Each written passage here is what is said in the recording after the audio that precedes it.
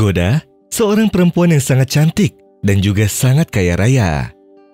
Ia berumur 28 tahun dan juga sudah menikah.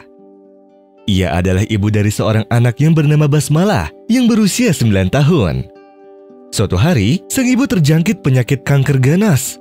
Setelah ia berobat, ia lalu diberikan obat kimia yang membuat rambutnya berjatuhan seperti daun yang sedang berguguran. Sampai suatu malam, sang anak mendekati ibunya dan duduk di sampingnya. Ketika sedang duduk santai, anaknya Basmalah memegang rambut ibunya. Lalu rambut tersebut jatuh di tangan anaknya. Lalu sang anak kembali memegang rambut ibunya dengan kedua tangannya, lalu rambut ibunya berjatuhan di depannya. Sang anak pun menangis dan berkata kepada ibunya, "Hai Mama, ini semua mengandung kebaikan, wahai Mama." Lalu sang anak mengumpulkan rambut ibunya yang berjatuhan lalu menaruhnya di suatu tempat. Sang ibu ikut bersedih dan menangis sambil berdoa kepada Allah agar menyembuhkan penyakitnya dan memberinya umur panjang agar bisa merawat Basmalah. Dan di pagi hari, Goda mencukur semua rambutnya agar anaknya tidak menangis dan sedih melihat ibunya yang selalu berguguran rambutnya. Lalu sang ibu memakai kerudung agar bisa menutupi kepalanya. Lalu karena Basmalah jarang melihat sang ibu memakai kerudung di dalam rumahnya, lalu Basmalah pun mengambil kerudung tersebut. Dan ternyata ibunya sudah mencukur semua rambutnya. Sang anak pun semakin bersedih dan bertanya kepada ibunya bahwa kenapa ia melakukan semua ini dan tidak tersisa rambut sehelai pun di kepalanya. Dan ia juga berkata kepada ibunya, "Jangan bersedih wahai ibu, aku selalu mendoakanmu di setiap sujudku agar Allah Subhanahu wa Ta'ala menyembuhkanmu dan rambut-rambutmu tidak berjatuhan kembali hingga akhirnya engkau dapat kembali cantik lagi. Apakah engkau tidak percaya bahwa Allah Subhanahu wa Ta'ala akan mengabulkan doa-doaku karena Allah mencintaiku?"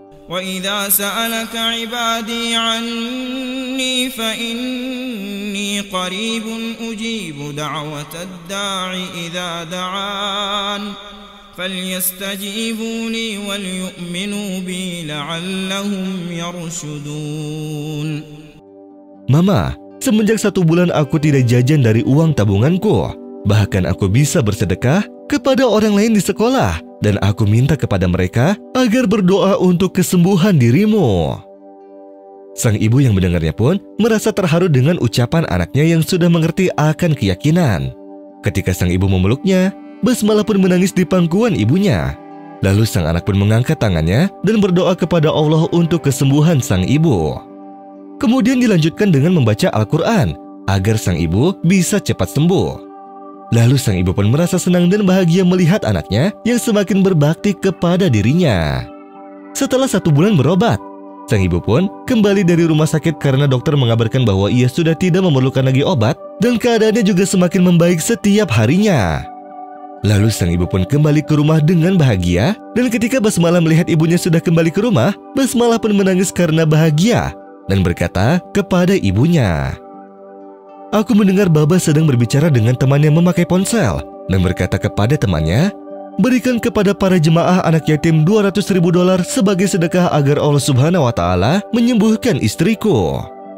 Sang istri yang mendengar hal tersebut dari anaknya pun merasa sangat bahagia karena dengan sedekah tersebut semua mara bahaya bisa terhindari. Lalu ia ingat akan hadis Rasulullah SAW, "Obatilah sakitmu dengan sedekah." Dan setelah beberapa bulan kemudian, Allah Subhanahu wa Ta'ala menyembuhkan sang ibu. Lalu ia bersujud syukur kepada Allah atas segala karunia yang telah diberikan kepadanya.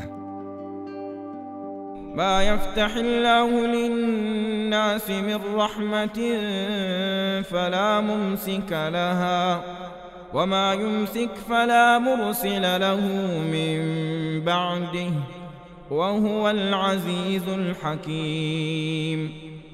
يا أيها الناس اذكروا نعمة الله عليكم هل من خالق غير الله يرزقكم من السماء والأرض لا إله إلا هو فأنى تؤفكون.